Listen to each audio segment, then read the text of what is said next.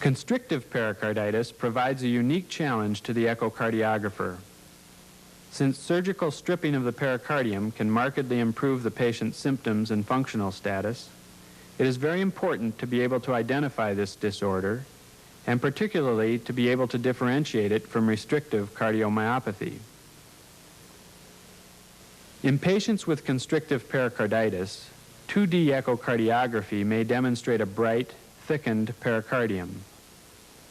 However, it is often difficult to obtain clear definition of the edge of the pericardium that is adjacent to lung.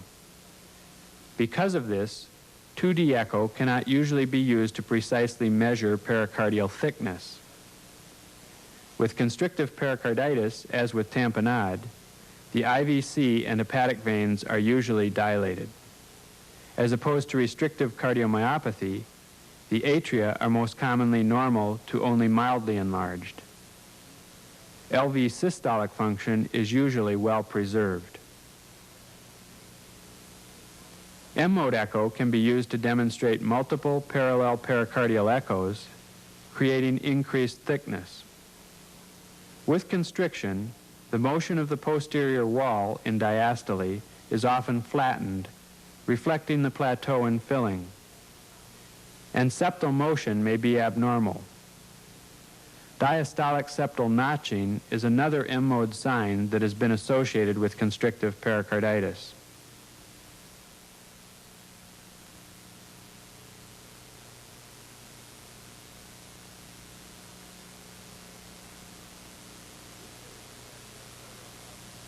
This patient had pericardial calcification on chest X-ray. On this parasternal short axis view, the myocardium is normal in thickness. The pericardium appears thickened over the LV anterior wall, over the lateral wall, and the inferior wall. The pericardium covering the inferior surface of the right ventricle also appears thickened.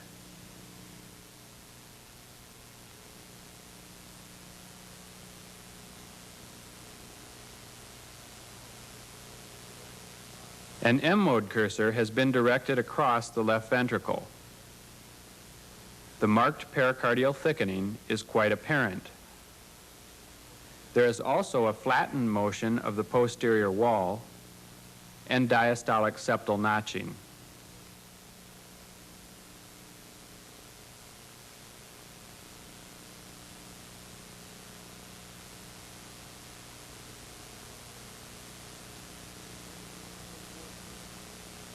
This is an apical four-chamber view from the same patient with constrictive pericarditis.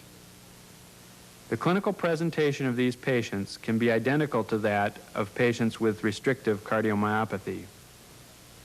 You will recall from tape number 7 that patients with restrictive cardiomyopathy, especially those with the idiopathic variety, have marked enlargement of the atria. With constrictive pericarditis, the atria are upper normal, as in this case, or at most mildly enlarged. This is because the atria are within the constricting pericardium.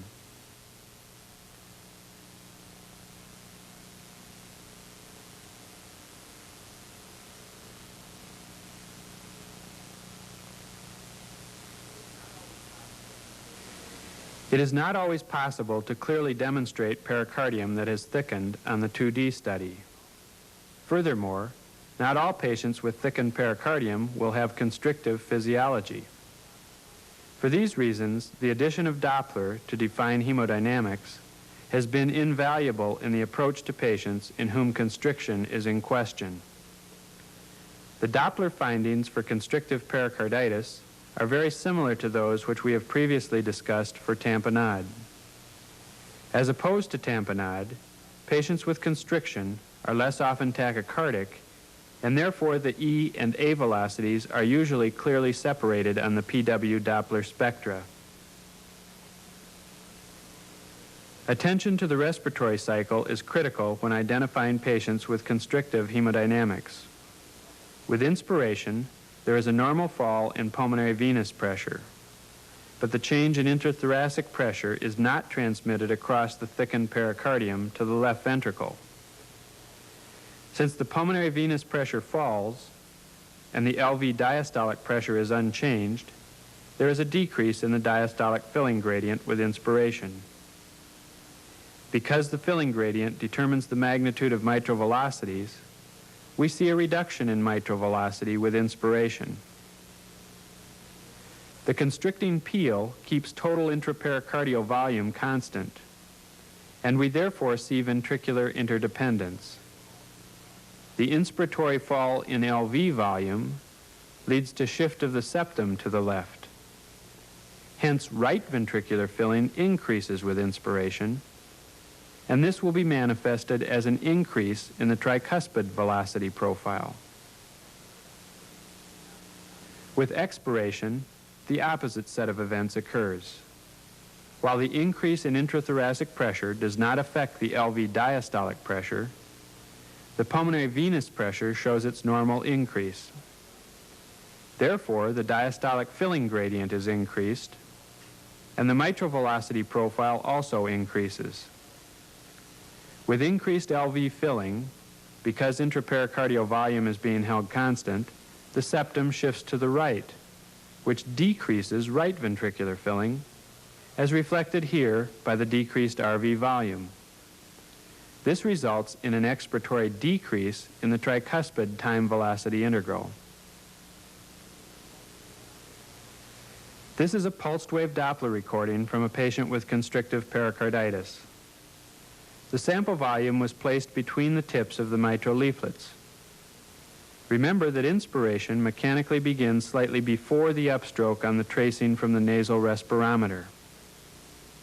Notice that the mitral spectrum decreases with inspiration.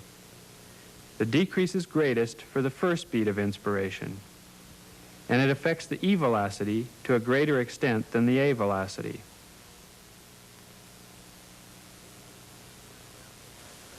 This patient underwent left and right heart catheterization. We are focusing on the diastolic pressure curves, pulmonary wedge pressure, and left ventricular pressure.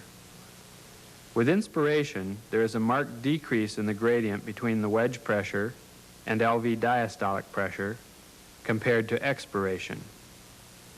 As we have already seen, this results in a significant decrease in the mitral E velocity with the first beat of inspiration compared to expiration.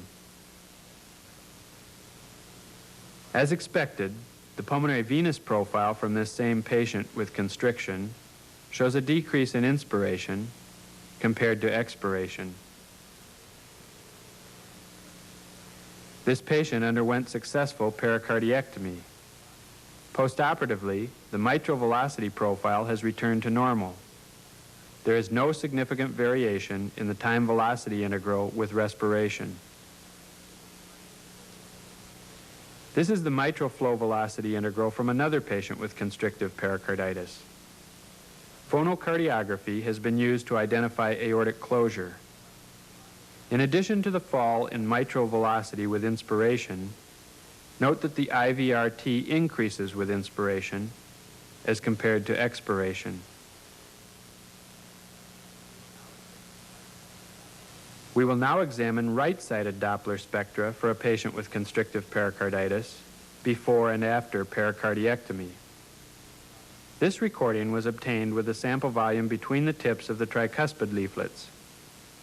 The tricuspid E velocity is decreased for the first beat of expiration compared to inspiration.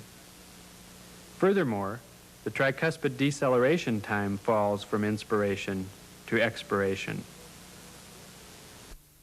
Post-pericardiectomy, there is very little variation in tricuspid time velocity integral from inspiration to expiration. In addition, the variation in deceleration time throughout the respiratory cycle is blunted.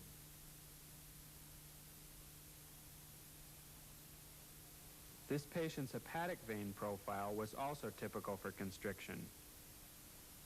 During end expiratory apnea, the profile is normal, with systolic forward flow velocity slightly exceeding diastolic forward velocity. And there is a small atrial flow reversal. With inspiration, both forward velocities increase. The key finding, as expected from our preceding discussion, occurs with the first beat of expiration. There is a reduction in both forward velocities. Diastolic forward flow is almost non-existent, and this is accompanied by a marked increase in the atrial reversal. Hence, with expiration, there is a significant decrease in the ratio of the time-velocity integral of forward flow compared to the TVI of reverse flow. Following pericardiectomy, the hepatic vein Doppler pattern has returned to nearly normal. Although there is still a prominent atrial reversal with expiration, it is reduced in magnitude compared to the preoperative findings. Most importantly, systolic and diastolic forward flow velocities are now preserved, even with expiration.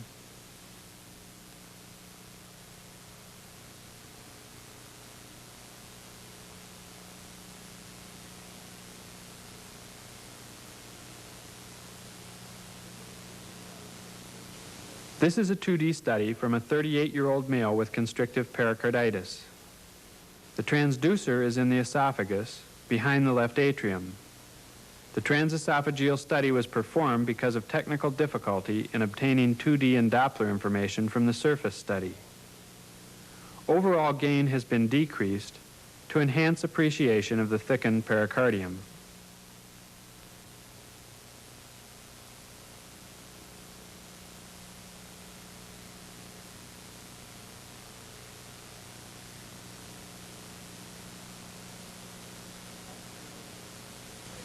The pulse sample volume has been placed at the tips of the mitral leaflets. Flow through the mitral valve is away from the transducer. However, the Doppler display has been inverted so that the mitral profile appears above the baseline, as it does with Doppler during a surface echocardiographic study. By paying attention to the respirometer, the decrease in mitral velocity with the first beat of inspiration is very evident. Compare inspiration with expiration.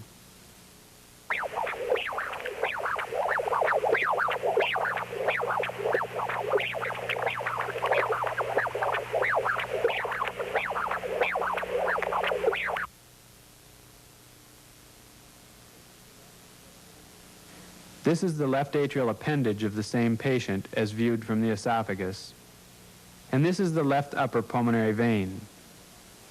The pulse sample volume is in the pulmonary vein, and flow from the vein is toward the transducer. With apnea, we see a normal pulmonary venous Doppler pattern. Systolic velocity is slightly greater than diastolic, and there is a small atrial reversal. With inspiration, the systolic velocity is diminished. The deceleration slope is perpendicular, and the diastolic flow is completely in the reverse direction. This means that the pathophysiology which we previously discussed is so exaggerated that the normal diastolic filling gradient from pulmonary veins to left atrium has been converted to a regurgitant gradient during inspiration.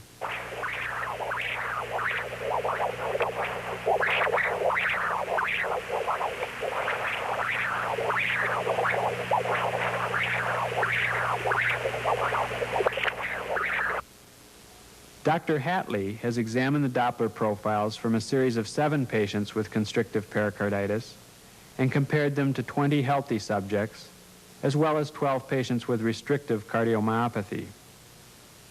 This figure is from her article. I and E indicate inspiration and expiration.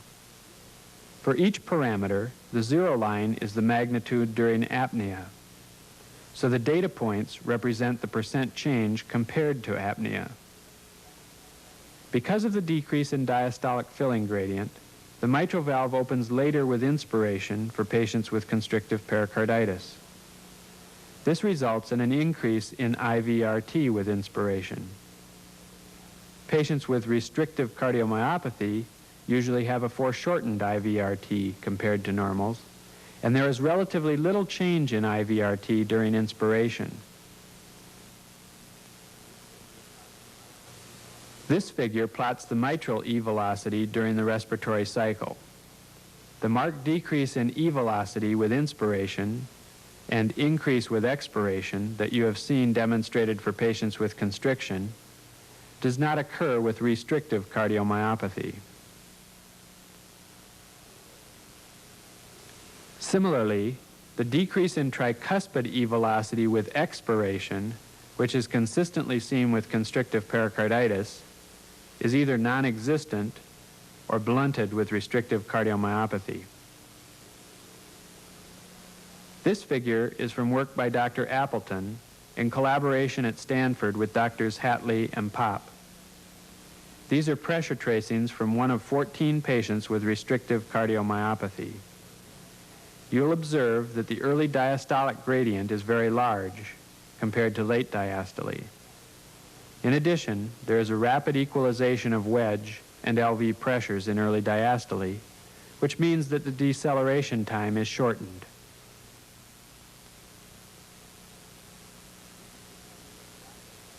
This is the pulsed wave Doppler spectrum from a patient with cardiac amyloid and restrictive physiology. From tape number 7, you will recall the characteristic increase in E to A ratio and the rapid deceleration time, which measured 130 milliseconds for this patient. Although careful measurements will show that in restrictive cardiomyopathy, the deceleration time shows further decrease with inspiration, you will notice that the mitral time velocity integral remains constant throughout the respiratory cycle. Hence, the respiratory Doppler pattern is distinctly different from that of constrictive pericarditis. You can now appreciate that with careful attention to the effect of respiration, Doppler echocardiography is uniquely suited to non-invasively distinguish patients with constrictive pericarditis from those with restrictive cardiomyopathy.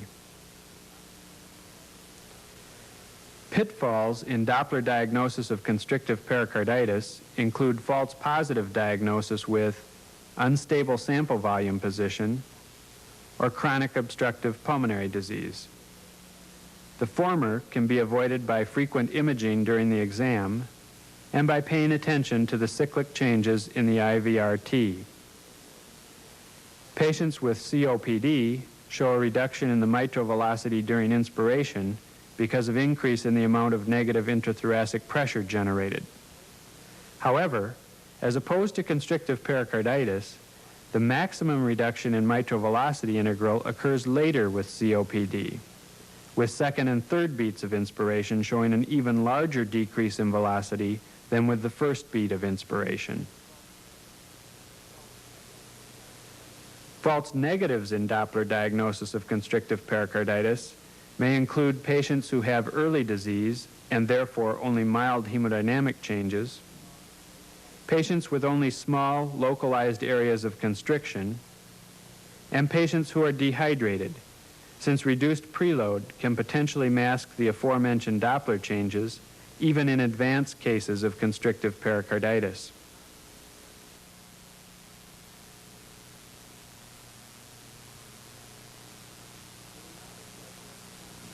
We will now discuss less common lesions of the pericardium.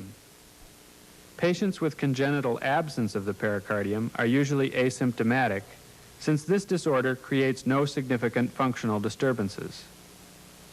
The diagnosis may be suspected at echocardiography because of unusual orientation of the heart within the chest. With congenital absence of the pericardium, views that are ordinarily obtained at the left sternal border are obtained instead with a transducer on the left upper chest near the axilla. Because the plane of the echo beam may not cut the right ventricle in true short axis, you might be misled into thinking that the right ventricle is enlarged.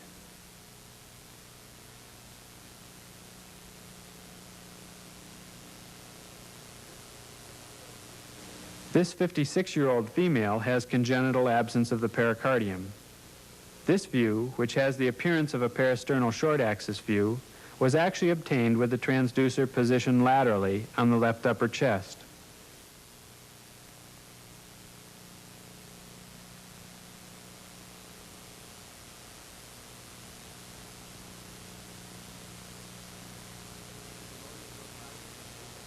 In order to approximate apical views for these patients, a transducer position in the axilla is often required. The echocardiographer, therefore, should suspect this condition when typical images are obtained from the unusual transducer positions mentioned above, in the absence of chest wall or spinal abnormalities.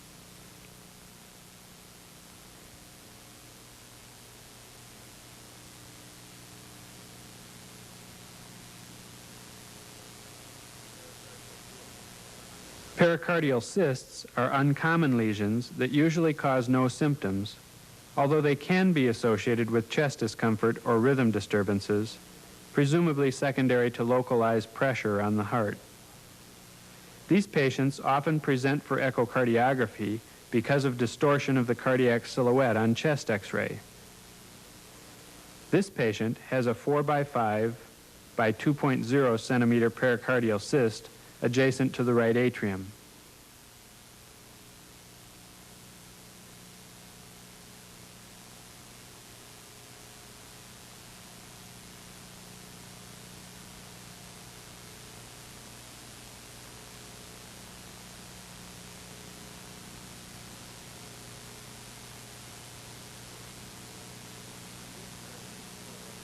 On this parasternal short axis image at midventricular level, an echolucent space is noted, lateral to the LV.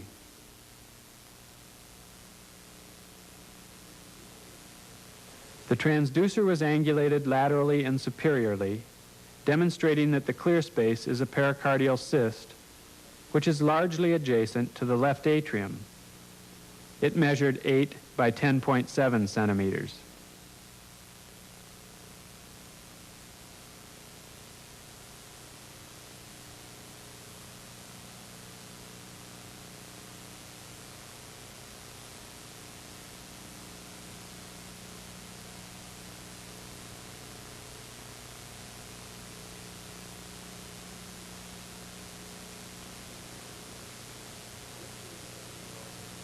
This 37-year-old male presented with increasing frequency of atrial fibrillation, and the episodes of tachycardia were associated with near syncope.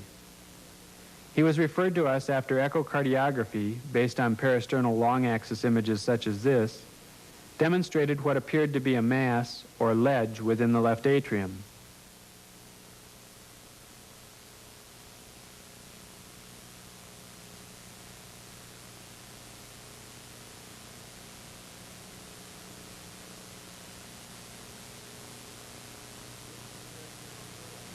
This is a parasternal short-axis image of the right and left ventricles. We will now scan toward the base and demonstrate that the lesion is actually external to the left atrium.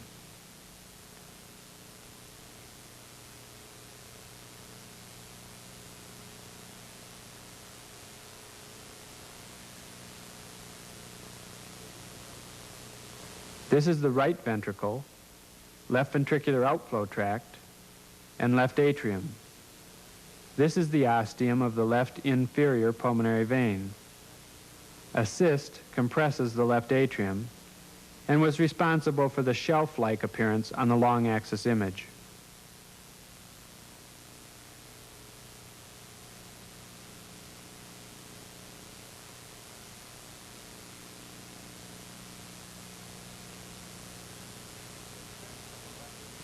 Compression of the left atrium by this same pericardial cyst is clearly illustrated on this transesophageal study. This is the right atrium, right ventricle, and left ventricle. The cyst compresses the left atrium, which appears as a small slit. This is the short axis view of coronary sinus and circumflex coronary artery in the AV groove.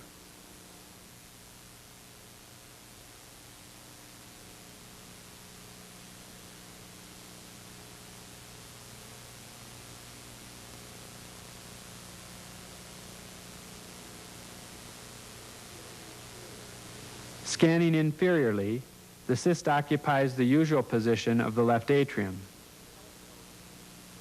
Color flow imaging confirmed that there was no communication with the heart, as no color appeared within the cyst. The cyst occupies the usual position of the left atrium.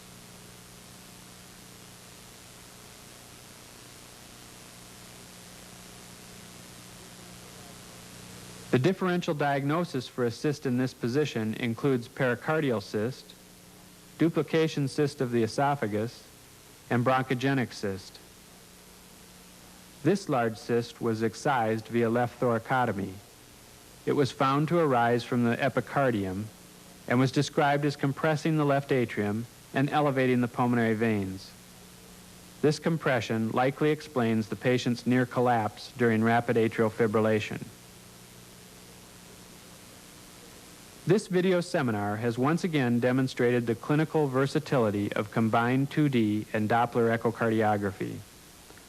From diagnosis of pericardial effusion to the detection of tamponade, and from identification of pericardial masses and cysts to differentiation of constrictive pericarditis from restrictive cardiomyopathy, the clinician is provided with a powerful tool that provides immediate feedback in the form of anatomic and hemodynamic detail. The next tape in this series will deal with application of 2D and Doppler for the diagnosis of tricuspid and pulmonary valve lesions and for diseases of the aorta.